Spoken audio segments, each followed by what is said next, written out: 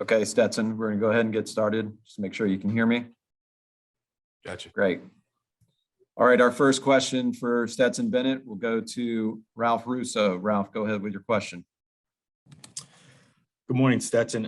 First of all, I want to thank you for being pretty patient and answering a lot of questions about your journey here on this last couple of weeks in the playoff, because I have another one for you. And that is, when you come back to Georgia from junior college, do you have any stories that maybe you share with your teammates about, hey, this is what it's like in junior college, and this is why you should appreciate being at Georgia? I know you had a great experience there, and Jones, you play some really great players. But what's your sort of like go-to junior, here's what it's like to be in junior college story? No,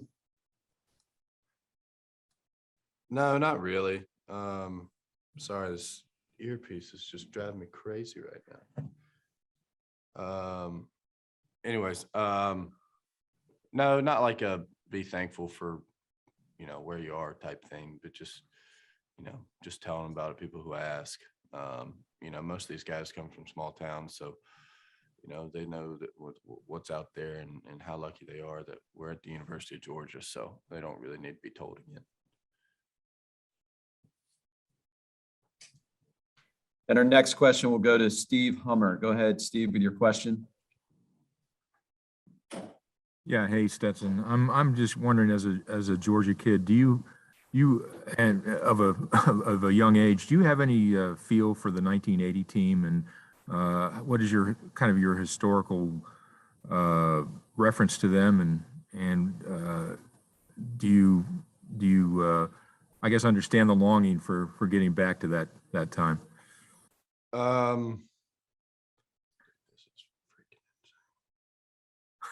Sorry about the earpiece. Sorry. I'm sorry about you having such trouble there. Yeah, dude, this sucks.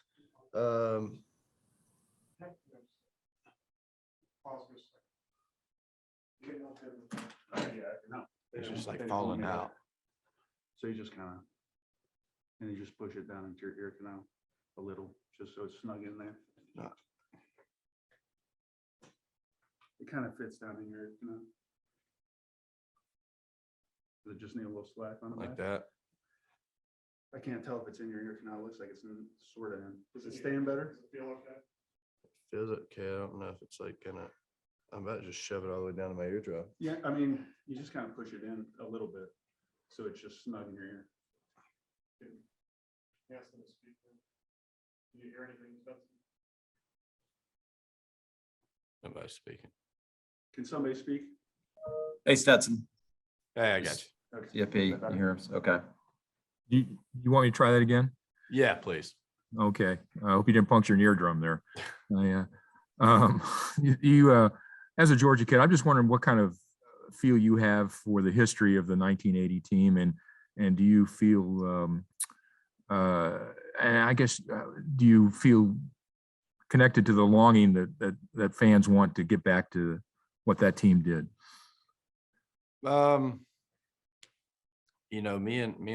Me and a player who graduated a few years ago kind of were talking about this the other day. I know Lindsey Scott, he's from Wayne County. He's that's down there where I'm from. Obviously, I know Herschel. Talked to Buck Blue, and a few other guys on the team. And I grew up listening to Larry Munson highlights on YouTube, all his calls. But there's a point in time when you become a player that you can't really be a fan anymore. And I don't really know when that switch was, and I don't really know why. But you kind of flip a switch because you go through the day to day, and all these guys can't really be fans of them. You can't really be fan. I don't really know how to explain it. But yeah, I guess I do know, the magnitude for everybody else out there, because I was a fan at one point. So, I know it's a pretty big deal. Yeah. Thanks. And our next question will go to Allison Mastrangelo. Allison, go ahead with your question. Hey Stetson, when talking with some of your former coaches in high school and even JUCO, they all talk about the inner belief and confidence that you've always had, especially getting back to being a quarterback for the Bulldogs. So I just want to know, where does that inner confidence come from? Is it from your family? Is it from a mentor? Is it from someone that you watch in the NFL? Just where does that come from throughout your career at a young age? I don't know. I'd say it's probably a bevy of things. There's not one specific thing I can point to. I know it's not like I'm not as confident in everything I do as I am in football. So I'd say it comes from work. It's not a ignorant confidence. Like, I believe I can do anything, but I believe I can play football really well. And that's from the work that I've spent over these past however many years I've been playing football. And then my parents have always supported me, and I've always had really good players around me, which is everything on the football field. And our next question will go to Bill Bender. Go ahead, Bill, with your question. Hey Stetson, good morning. How much did going through the playoff preparation as a backup last time Georgia was here in 2018 and all the experiences that came with that get you ready for this? And, what do you remember most from that experience last time Georgia was on this stage? Well,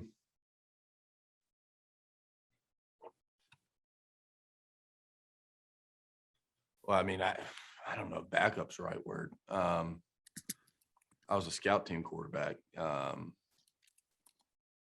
And so, I mean, that experience as 17,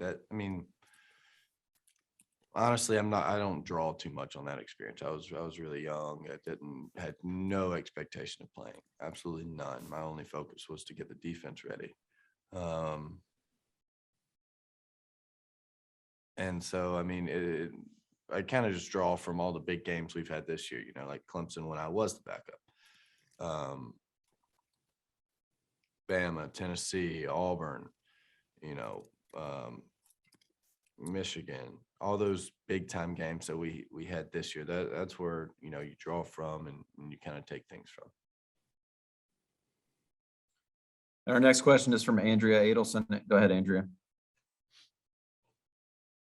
Hey Stetson, thanks for doing this. As a follow-up to that, I'm just wondering what sticks with you the most about how that game played out for you guys, and how you feel now that you have the chance to lead this team to a long-awaited championship. I assume you're talking about the first Bama game this year? Yes. No, I'm talking about the 2017 season, the national championship game, just from 2018. Okay. Okay. And Yeah, like just the feeling that stayed with you, from being on the sideline, watching how that game played out for you, and now how you feel being the guy who has a chance to get a championship for Georgia. Oh, okay. I got you. Sorry. Yeah. Obviously it's a little different because I wasn't playing and didn't really have a chance to play. I guess then I was more of a fan. But it hurt. You still put the time in, just like all our scout team guys, they want to win just as badly as we do. They've all, worked out every single day we have, spent the long hours that we have, and they deserve to win just as much as we do. And, to have the opportunity to be the starting quarterback here, first of all, I'm lucky and, extremely blessed. But, it's also exciting. Like I said before the Michigan game, you want these type games, or you come here to Georgia because you want these type games. Just like N'Kobe, Jamari, Jordan, who's about to speak. You come to the university because you think you're a good enough football player to play at University of Georgia, and you want to play against really good other players from other teams, you know, and we're playing against, you know, the best in the country this week. So, you know, it's exciting. And I think we're all ready for it. And our next question will come from Seth Emerson. Go ahead, Seth, with your question. Stetson, let me ask about the flip phone, because I don't know that anybody's actually asked you about that in this setting. What's the background on that? Do you actually still have a smartphone, or do you have to like, and where did you find a flip phone? Did you have to like go on eBay or something? No, so they actually still sell them at Verizon stores. Apparently a lot of old people still use them. So yeah, just in I guess it was June or July, I went and I was you know, I had a bunch of school coming up the next semester at football. I was like, you know, I spend, you know, whatever, an hour on my smartphone a day. Doing what? Doing nothing. Nothing that's gonna help me. I don't even remember what I just did. So I was like, and I've thought about this before. I thought about it for years. And I was like, well, I've got all this stuff to do, all this important stuff. Let's try not to let anything get in the way of that focus and just go get a flip phone. You know, I still have a laptop and a tablet for email and, you know, anything important like that, that I can use. And I'll just use my cell phone for texting calls. And, you know, one pain in the butt is I got to like carry around a little notepad to write down stuff because I use my notes app in my iPhone a lot back in the day. But, you know, it's strictly just to help me out with time management and, you know, wasting time. And our next question will go to Chip Towers. Go ahead, Chip, with your question. Yes, Stetson, we've heard so many things from you this year, but I haven't heard that much about you know, your family, your mom and your dad and your brothers and sister. How big of a part? I guess y'all like to use the term why. How big of a part is your family part of your why, and just your upbringing enabled you to get to where you are at the pinnacle of college football this week?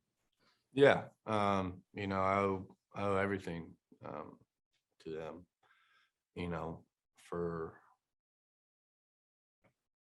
first of all, for, you know, raising me in a good Christian house, teaching me right from wrong, which helped me through, you know, the past, you know, whenever not leaving and all that stuff, all that hoopla. But I mean, they supported me from the walk-on process, saying, go, you know, we'll help you out. And they're here now. They're supporting me now. You know, my little brothers and my little sister, they're always there for me. You know, and they've got a hectic life. I'm not the only athlete in the family. So, good Lord, my mom and my dad, I mean, there's no telling how many miles they've traveled all over the country for softball, football, basketball, baseball, soccer. And they never complain about it, all while they're running, you know, businesses. So, you know, it's impressive. And it inspires me, and I don't want to sound cliche and cheesy, but it does inspires me to, you know, if they can do all that and, you know, be successful, then, you know, what's a little bit of football? So. Okay, we have time for about 2 more questions. Our next question will go to Dan Matthews. Go ahead, Dan, with your question.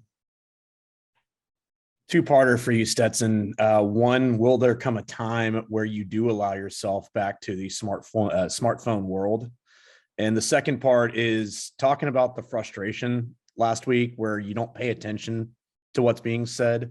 Is part of that frustration just kind of almost wanting to say, like, what do you want from me? I want to play quarterback. They're giving me the opportunity to play quarterback.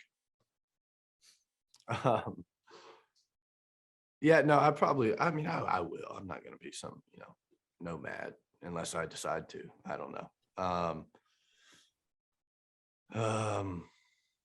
And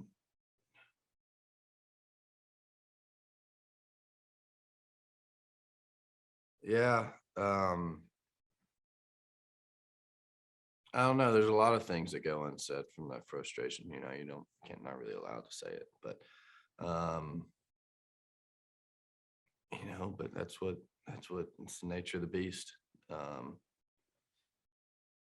You're the hero or the zero. And, I'm glad it was me instead of anybody else because I can handle it. Because I can just shut it off and just tell people, go blah, blah. But, you just keep your head down and keep working. You trust your teammates to make plays and you just go play football. Same game you've been playing since you're, in Little League. So just because more people are talking about it doesn't mean the rules have changed. So just go play. And our last question will come from Benjamin Portnoy. Benjamin, go ahead with your question. Stetson, kind of asking about your family as well. I know your grandfather was a college football player. Just curious kind of what his impact was on you and, what would you kind of say to you maybe now being in the position you're in? Can you repeat that? Sorry. Yeah. Can you hear me now? Yeah, I got you. Sticking on your family, I know your grandfather was a college football player. I know he passed a few years ago, but just what was kind of his impact on you? And what do you think he might say to you now, kind of being in the position that you're in as well? Growing up, you always look up to your granddad and, or at least I know I did. And both of them, my mom's dad, my dad's dad, but, my dad's dad, yeah, I mean, he played football at Stetson University. They quit the program. He hitchhiked to South Carolina, was the ACC's leading rusher. Yeah, I mean, like I said, like people make it such a hoopla about my journey. I didn't freaking hitchhike anywhere. That's just what you do if you want to play football. And it's as simple as that. Maybe people aren't willing to do it anymore. But it never seemed like a big deal to me. And I guess that comes from seeing his example. And yeah, you always want to make him proud. The text that give me the most after, a good game or whatever, saying Papa would be proud of you. And, you always want to, make your family proud and leave the family name in a better spot after you've had it. And I know that's just football. I know there's a lot more to life than that, but, while I'm here, I'm going to try to do the best I can for it.